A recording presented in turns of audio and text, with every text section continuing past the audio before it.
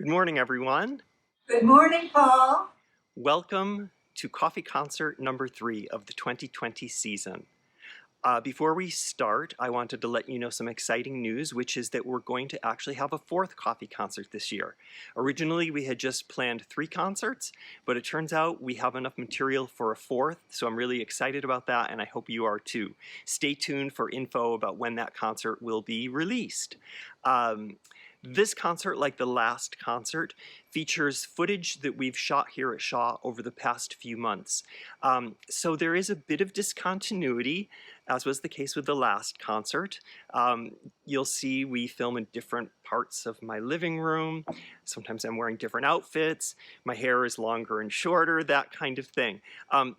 But I think it hangs together really nicely. And once again, Jay Turvey shows up pretty early on this time, and once again I'm really rude and I don't even introduce him. This concert also features other members of the Shaw Festival Ensemble, as well as 8 members of our orchestra that I wrote a piece expressly for. And without further ado, let's kick off this concert. There's one more thing I forgot to mention before we kick off. The piece that I wrote for the 8 members of the orchestra, I talk about a drone being added to the piece. And in fact, once we assembled the piece, and you'll hear more about that when the piece actually happens, once we assembled the piece, I decided that we didn't need the drone at all. So don't let that confuse you. Okay, on to the concert. Hey Paul, I think we have someone at the screen door today. Who could it be? Who could it be? Why, Hey guys! It's John Hey Tan. John, how's it going? I'm very good. How are you? We're great. We're great. So you have a song for us, but I think we want to keep the title of it secret. Yeah. And we'll talk about it later, but it's a song by George and Ira Gershwin. And take it away, John. Great.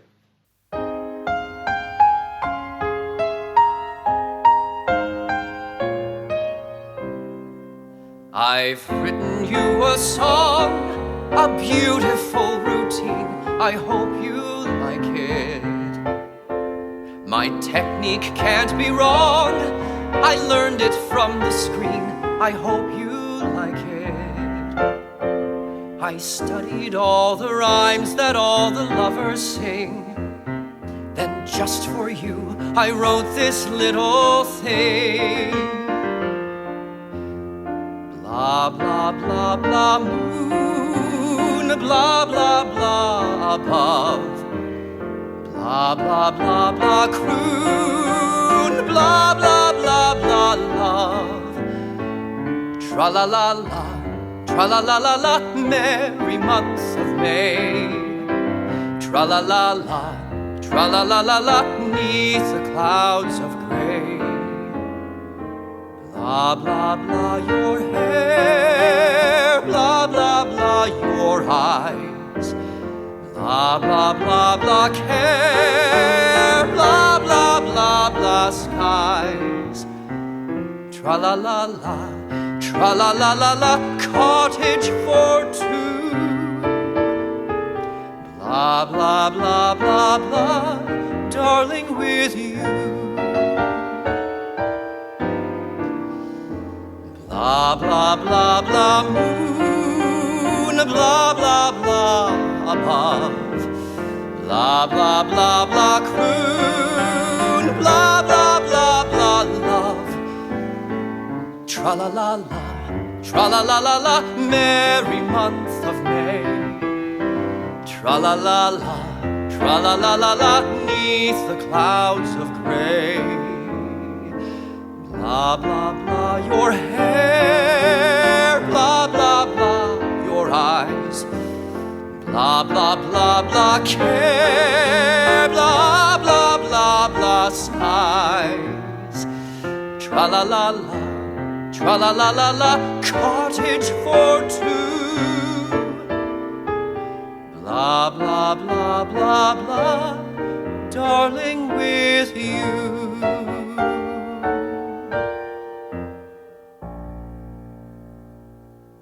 So that song was called Blah, Blah, Blah. And I understand now why you didn't want to tell us the title of the song, because it's the punchline of the song. Exactly. Right, right. Yeah. So how did you come to this song? inspired I think this is from theater school, to be honest. And it's actually a very useful thing because, when you're in theater school, you gravitate towards like all the latest new stuff. If I was in, I'd want to do like Hamilton and stuff if I was in theater school now. But we have kind of prescribed to us, like look up a certain number from Gershwin, look up a certain number from, Rodgers and Hammerstein, like the classics. And I think it musically appealed to me, and I liked the joke of it. It's great. I didn't know the song. It's a great punchline. Oh yeah. I find it a very subversive song.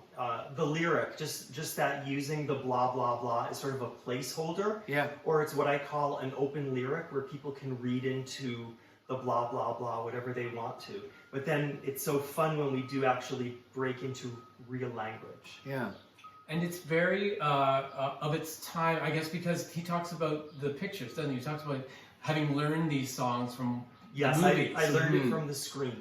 And the song's from 1931, so talkies had just been like 2 years since 1929 when the talkies started. Yeah. So maybe there was a lot of these kind of fluffy songs. It feels like that's the Gershwins poking fun at a lot of the fluff. Yeah, that just was around. gently poking fun. Yeah. And honing in on, I guess, the important bits and stripping away what he deems to be, like there's so many angles to the song. I love, like there are versions that I've worked on in the past that are sort of more hammy-uppy or less so. And I did one version where I had sort of like I've written you a song, a beautiful, that whole intro thing. I was searching my pockets for something in a bit of a panic while just singing at a person, and eventually, when I hit like just before the blah blah blahs, I pull out a ratty sheet of paper that's been through the laundry 16 times and can't read the poem I wrote for my lover, and so the blah blah blahs end up being all the things I can't read on the sheet, and Right. just the one column that got spared from the laundry machine. Right. It's like but that's a really hammy version. That's sort of Right. for a cabaret or something, But it's very actable. I mean, it seems to me in some ways this guy really is proud of what he's written, and he has pulled everything that he's seen from the pictures. Yeah. You know what I mean? And he knows that the stuff in between, the love and dove and June and moon, I'm paraphrasing, Yeah. is not the important stuff. Yeah. Yeah. It's funny too, musically, the end of the rhyming couplets aren't the height of it. It's those huge blahs like that, and so that kind of goes against that initial kind of hammy interpretation that I did, where he's really expressing those blahs, like they actually have this weight and meaning. And also, it's kind of musically, there's a lot of non-chord tones at the beginnings of phrases and I discovered this only a couple weeks ago. I was singing it in the shower, and I was losing track of what key we were in because it kept starting, and then some of the blah blahs are chordally different, and then there's the major minor stuff, and it's pretty complex. I feel like it's quite advanced. One of the things I love about it is, on the one hand, it's somewhat like a pastiche, but Gershwin is such a strong composer that he just uses such great chords, and as you were saying, a lot of non-chord tones, a lot of really interesting dissonances, and I feel like it just elevates the song. So it does what it's supposed to do in terms of the gently poking fun, and a nod to music of this period, but then it's just so good, right? It's just so beautiful and beautifully written and constructed that it ends up just being a beautiful song. Yeah. Just like a great song. Yeah, it's really satisfying to sing. I bet. Yeah. And it's got that motion and the range of melody that we don't see a lot. I wanted to talk about the introductory verse as well, which is that opening section, which is separate from the main body of the song, and often has a kind of recitative kind of feeling to it.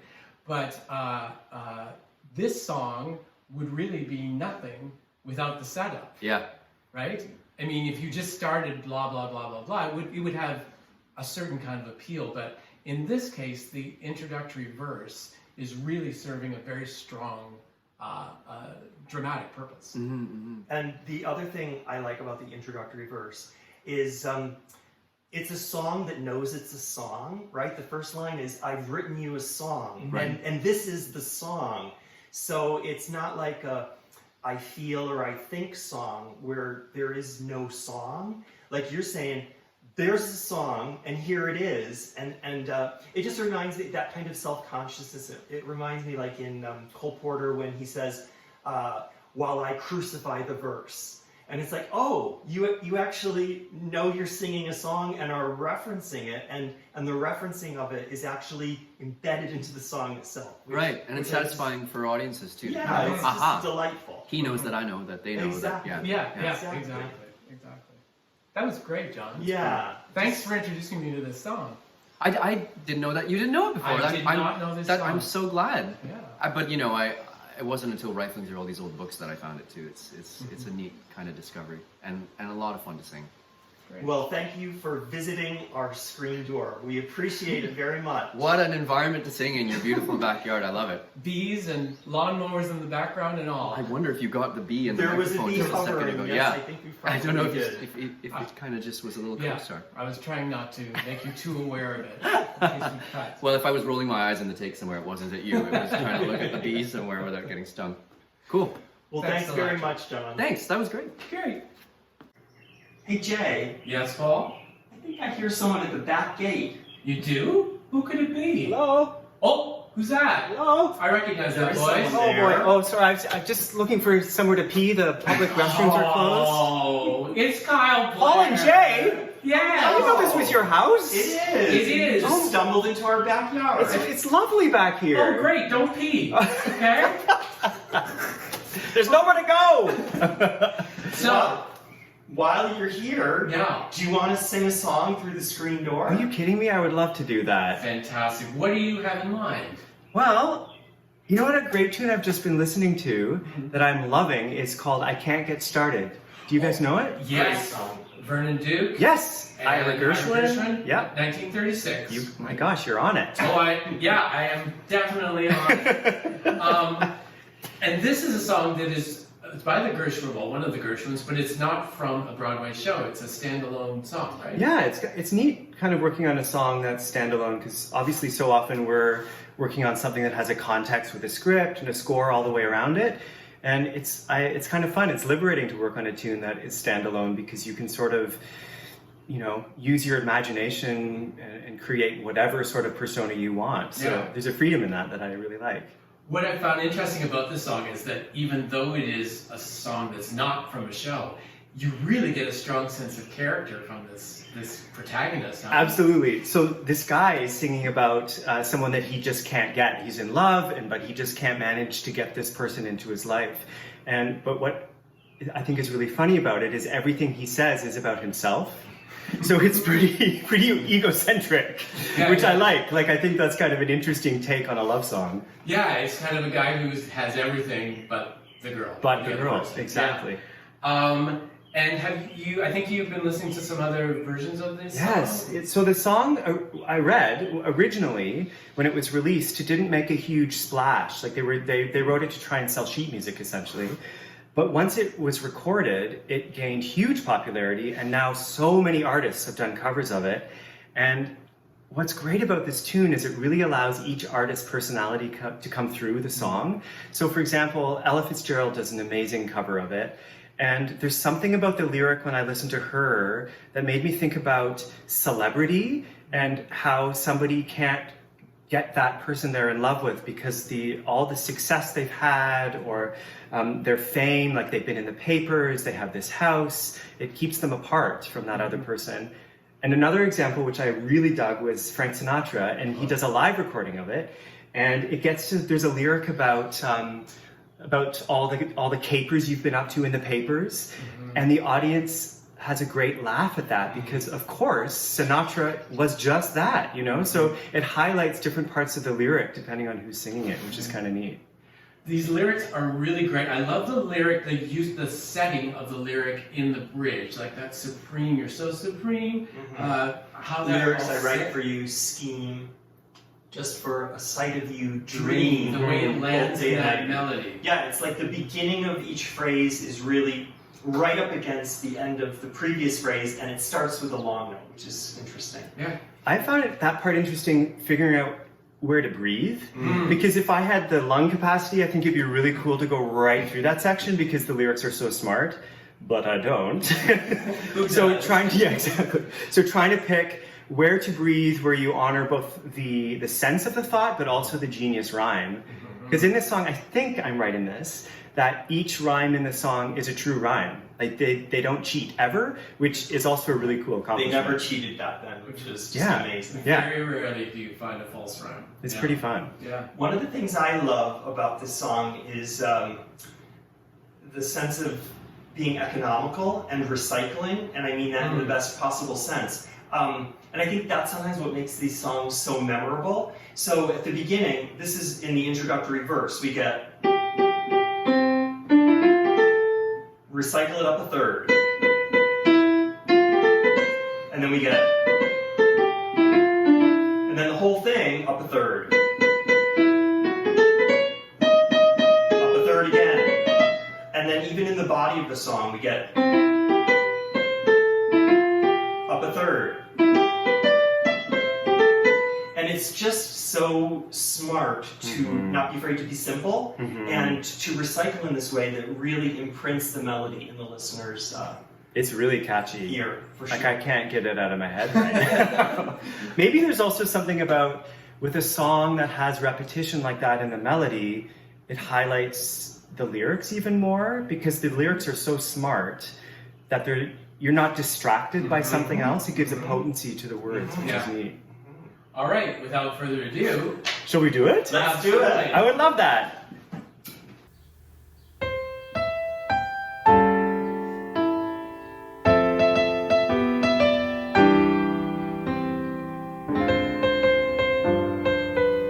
I'm a glum one.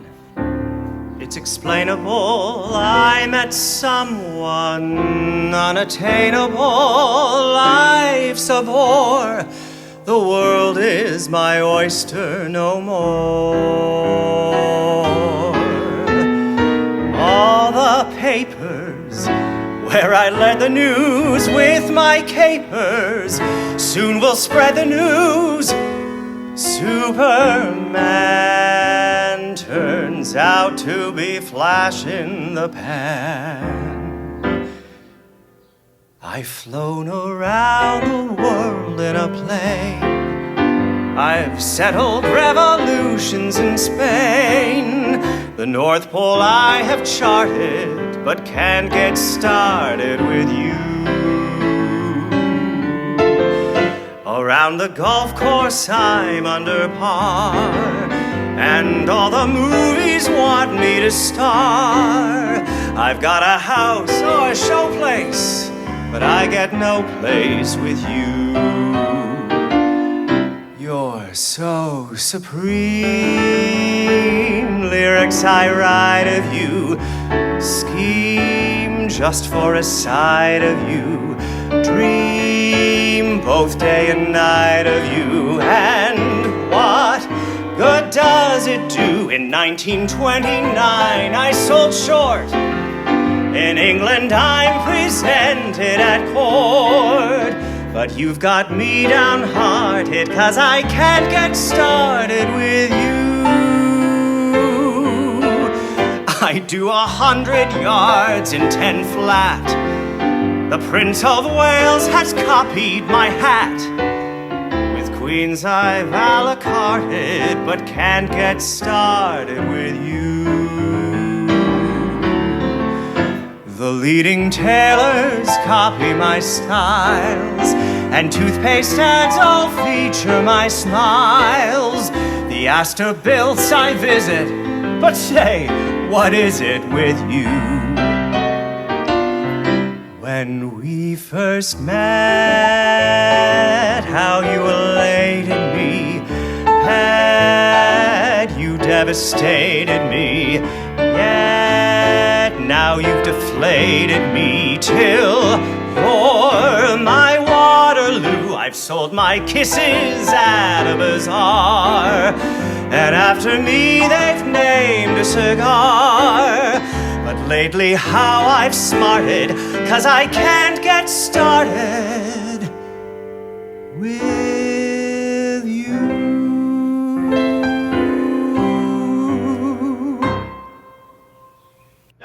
great, Kyle. Oh, Paul, it's such a pleasure. Thanks so much. That was amazing, Kyle. I'm not going to be able to get that song out of my head. Beautiful performance. Well, it's great to see you guys. Yes, Enjoy thanks this for coming beautiful by. day. Yes, you as You well. like sanitize your screen now after I spat all over it. It gets cleaned in between each performance. Nice. All right, guys, enjoy. Thanks Take so care. much. Nice to see you. Bye. Hey, Paul, I think I hear someone at the back gate. Really? Who could it be? Who's that? Who's in our back gate? It's Emily Lucase. Hello, Paul and Emily. Jay. Hi, Emily. How you doing? I'm great. How are you? Good. Thank you for coming to the screen door. My pleasure. Yes. And what would you like to sing for us today? I would- I'm assuming that's why you're here. How did you know? I would love to sing "Someone to Watch Over Me" Oh, by the Gershwins. Beautiful song. Yeah, Yes, yeah. by the Gershwins. George and Ira Gershwin. And Howard Dietz wrote the title, right? Is that correct? Yep. Because Ira Gershwin ruptured his appendix and was unavailable. And then Howard Dietz, he wrote the title, and I don't know if he contributed to anything else. It's a bit fishy. We're not sure. Right. Was never paid. Is that correct? Yep. Okay. So this is from 1926. It's by Ira and George Gershwin, and it's from the musical OK. So, Emily, what are your favorite things about this song? Like, what drew you to this song? This song reminds me of my babcia, which is Polish for grandmother, because she grew up, she raised her kids with all the operas and classic tunes and Rodgers and Hammersteins and the Gershwins. So whenever I get to sing rep like this, that just fills your heart and brings you back to another time. It makes me feel like I'm singing for her. Oh, that's sweet. Nice. That's sweet. That's great. This song, we've been talking a lot about introductory verses. This has one of the most well-known. A lot of the ones we've been featuring don't have a lot of recognition. But this one, I think a lot of people do recognize the beginning because it's a Yeah. great one, right? Yeah. Anything else we want to talk about? I'm going to just nerd out on three little things. Please. I think it's interesting that the hook of the song, of the main body of the song, is a pentatonic scale. So if we have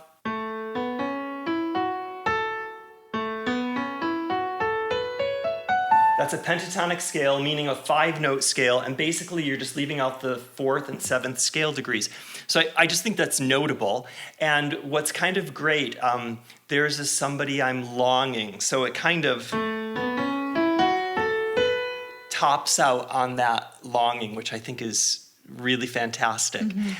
A lot of the work we've been doing on these songs, one of the things I find when we're researching them and listening to people sing them, is that what draws people is the rising line. Mm-hmm. It just feels like the beginning of that song just has such an upward feeling to it, and I think that's Yeah. one of the things everybody responds to. Yeah.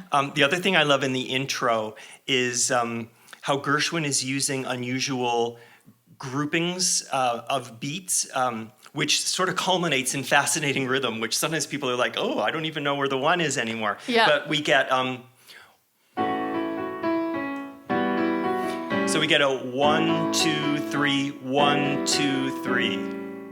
1, 2, 3, 1, 2, 3. So it's a kind of gentle syncopation or kind of off-putting in a sort of pleasing, unexpected way. Mm-hmm. The other thing I love in the bridge is, without going into all the like fancy technical Italian terms, there's so much longing in it because you get these notes of slight dissonance leading to resolution. So we get from below and then from above and below, and then same thing there. It's just full of these suspensions of longing. And I also think the sigh of key. Yeah, it's like so you can beautiful. hear. Yeah. If only that, I love that sigh aspect of it too. Mm-hmm. Let's talk a little bit about these lyrics for A Modern Woman. Do you have Yes. any thoughts on this? I do. That is kind of my struggle sometimes when approaching some of these old-timey musicals and songs, is that as a feminist, and I think we all want to be that, it's the struggle of how do I sing about being a little lamb lost in the wood. But the more I sort of kept revisiting these lyrics, it felt as though that was just a sort of fun game she likes to play as being the lamb, even though she knows she's not. And she's wanting someone not to protect her or save her or rescue her, but to watch over her. And that is a very different sentiment. So I think it's sort of a matter of just the way we attack the lyrics as opposed to throwing them out completely. Right. That sounds like a great way to find agency for yourself in the lyric. Yes. That it's more about owning it and finding your contemporary truth of it, right? Yeah. Or maybe there's some that need to be thrown out And then completely. there's But in some this songs where case, you I just think, go, yeah. enough. Yeah. But that's great. Okay, well, maybe we should hear the song now. Yeah, let's do the song.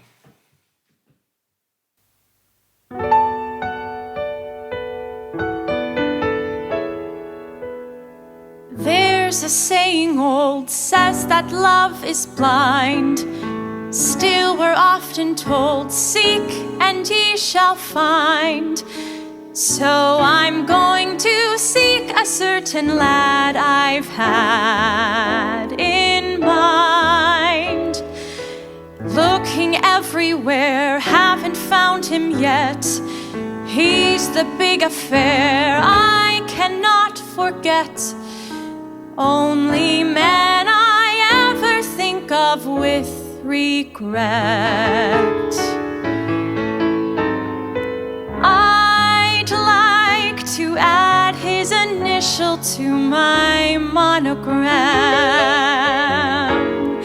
Tell me, where is the shepherd for this lost lamb? There's a somebody I'm longing to see. I hope that he turns out to be someone who'll watch over me.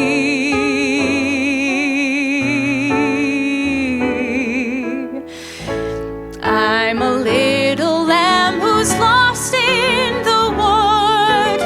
I know I could always be good to one who'll watch over me.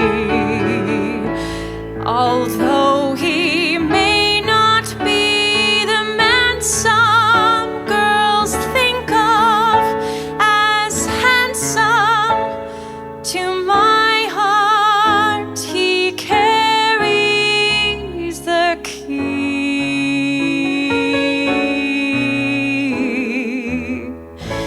Won't you tell him please to put on some speed? Follow my lead. Oh, how I need someone to watch over me.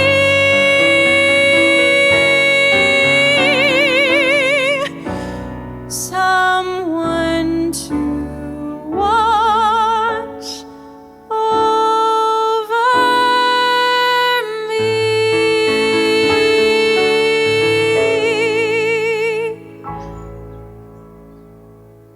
Beautifully sung, Emily. Thank you, Paul. Yes, that was gorgeous, Emily. Thanks, Jay. I'm a little bit jealous that you got to sing that one, but I'm glad you did it Please. so well. Thanks so much for coming to the Screen Door. My pleasure. See you next time. Okay, Bye-bye. Bye. Welcome everyone to the Zoom room. I'd like to talk a little bit about the piece that I've written that we're going to be performing momentarily. The name of this piece is either going to be triptych or diptych, and that is going to depend on, once we make 3 passes of this piece with variations, whether I think it holds up 3 times or only 2 times, and the piece will be named accordingly. So if you tuned into our first coffee concert, we did a piece that I had written for Zoom, leaning into all the limitations of Zoom. This time, we're changing it up a little bit. We are recording visually in Zoom, as you can see, but each individual musician is going to be recording their audio on their own and then sending that audio to Ryan D'Souza, right here, He will be assembling all of the audio, and then he and I will work together to come up with the mix of the final piece. So one thing that's good for you to know is each musician has music, but they don't know what other people are playing. So in a way, they're playing in a vacuum.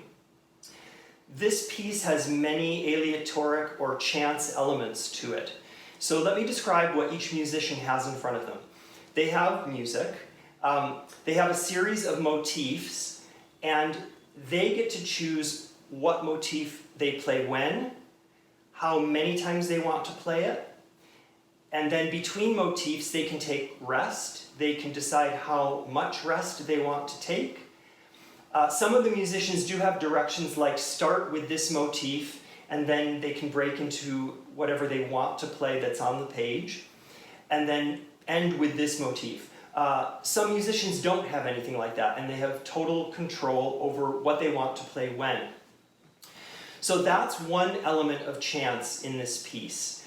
The other element of chance, for those of you that attended the actual coffee concerts in the festival lobby, you might recognize this vase, my Aunt Anita's vase, which we would collect donations at the door after the concert. It's making an appearance today, folks. I will be drawing names from this vase and holding them up like this. So if Sean were the first person on an index card, Sean would be the first person to play. I'm going to mix this up good now. And I will choose the names of all the musicians, and they will begin playing once they see their name. Now, before we all start playing, we're all recording to quarter note equals 1/16, which is a metronome marking, which means we're all keeping the same beat, which is going to allow Ryan and me to line things up afterwards. So the other chance element is that at the end of the piece, I'm going to hold up a sign that says end. And when the musicians see that, they know that they should try to wrap it up in 15 to 30 seconds. So the end of the piece will be different depending on when the different musicians decide it's time to bail from this piece and finish it up. What I will also be doing, just so you know, is I'm the last person to play, and I will be tilting my laptop like this so you can see me playing. When I decide I've played enough, I will return it to this position to hold up the sign signaling the end of the piece. So the first thing that we're going to do is we're going to turn on our recording devices. Then I'm going to give us a metronome.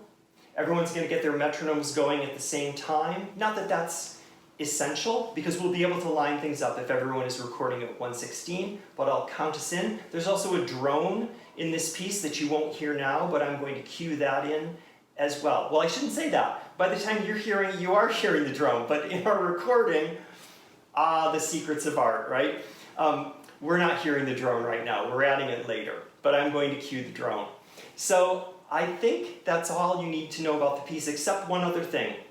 The other chance elements that we're adding in, as I said, we're going to make a second pass and a third pass of this piece, variations of sorts. But there are 3 possible variations, and I want to describe them for you now. So one variation is less. And if the musicians see this on the second or third time through, it means play less. That's pretty simple. Just use more rest. We want to see what the piece would be like as a variation if it has a much sparser texture to it. Another thing that they might get as a directive on the second or third pass is long note. And what long note means is they can choose somewhere in their playing to focus on one note, to pick one note of a melody that they're playing or a pattern that they're playing, and hold that note for a long time. For my brass and wind players, it's as long as you can hold it in terms of your breath. For my other players, it's just a matter of taste, but it's a long note somewhere in there.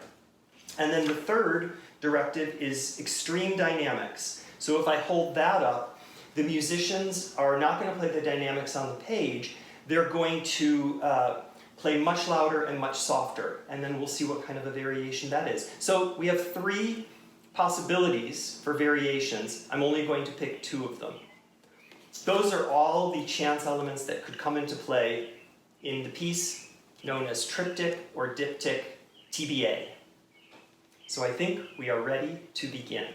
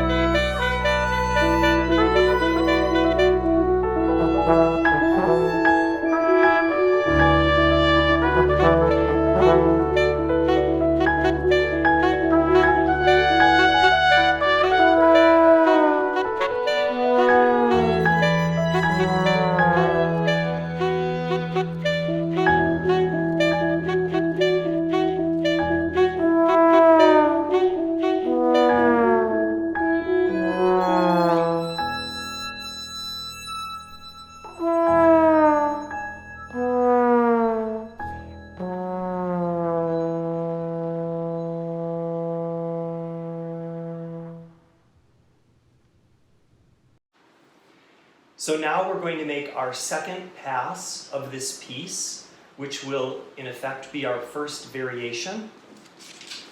So the possible choices again are play less, play a long note somewhere in there, and use extreme dynamics. So I'm going to put these into the picture with the names. I will choose the manner first, and then the names.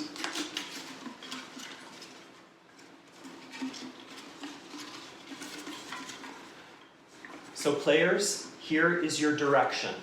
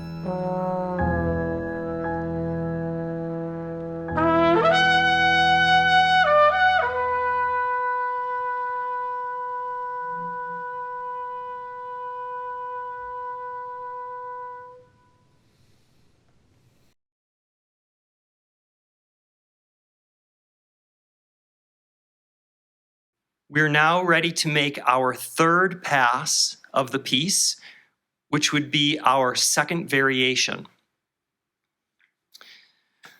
The possibilities are a long note somewhere in everyone's playing, or extreme dynamics.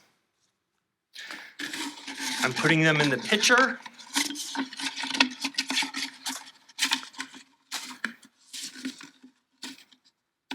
This is your direction.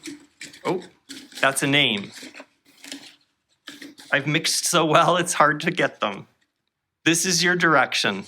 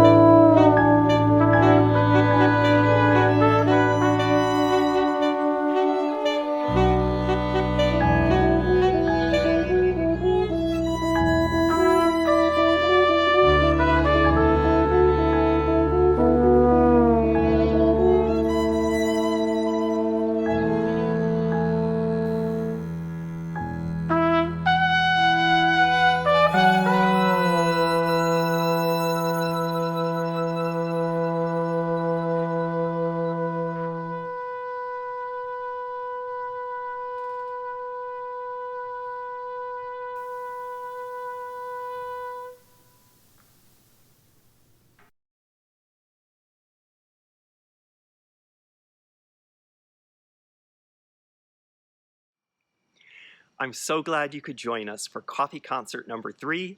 Look forward to seeing you at concert number 4.